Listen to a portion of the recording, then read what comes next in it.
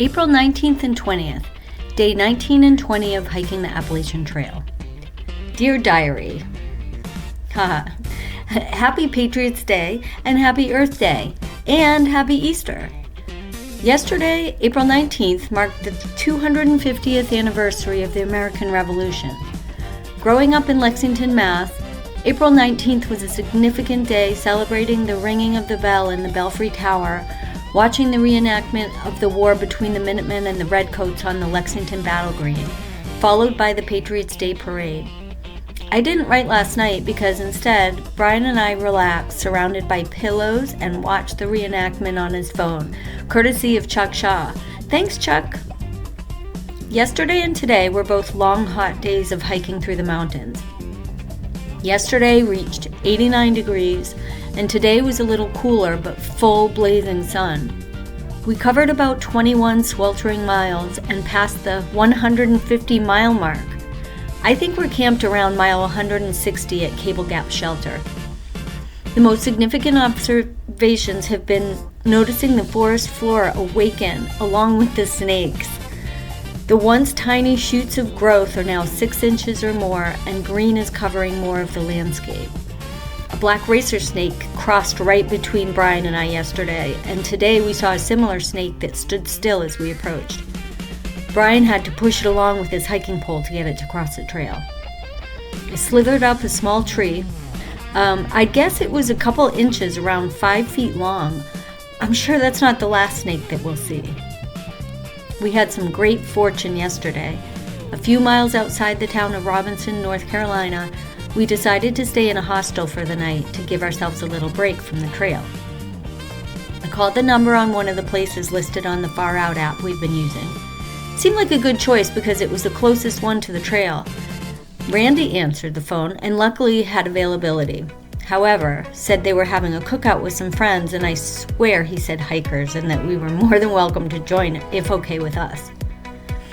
Randy picked us up from the trailhead parking lot in his new Mini Cooper and drove us to his place called Sweetwater Mountain Farm and Guesthouse. Holy moly! This place is definitely not a hostel, and we were the only guests staying the night. There was the main house and one guest house on this gorgeously landscaped property with chickens wandering around the yard and a view of the mountains. Randy and his wife Sunnery and their 3 friends had just sat down for dinner on their back deck, and they welcomed us with open arms. There were no other stinky hikers but us at the table. We had a beer to drink and grilled chicken with green goddess dressing and a variety of fresh slaws and salads with roasted veggies, mandarin oranges, chickpeas, you name it. And for dessert, they served us Sunnery's homemade tiramisu, Brian's favorite, and dark chocolate cake with raspberry compote. Brian said, "Did I die on the trail and this is heaven?" Seriously, I was pinching myself.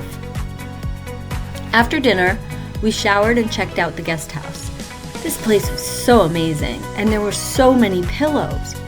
Between the loft above the kitchen and the bed, I counted 26 pillows. So we relaxed and watched the reenactment. In the morning, Randy and Sunnery invited us to their home for French toast made from fresh baked bread with blueberry and raspberry compote, which they harvested from last year's crops. There was OJ and lots of coffee.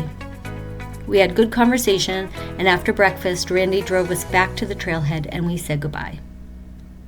We were just blown away with the hospitality, the generosity, and the gorgeous property, and the food. Oh my gosh.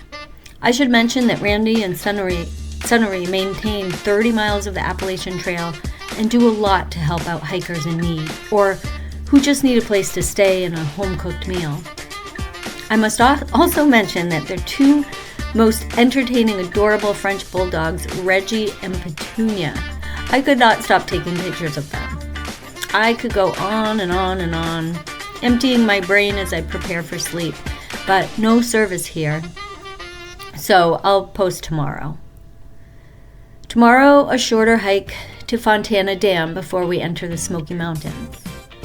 Photos of spring in the mountains of North Carolina, our fancy lunch on the trail yesterday, 150 tiny mile marker, our digs at the guest house at Sweetwater Mountain House and Guesthouse, Reggie and Petunia, the snake, very precarious tree situation called a widowmaker, May apple alongside the trail, a tree eating a sign literally.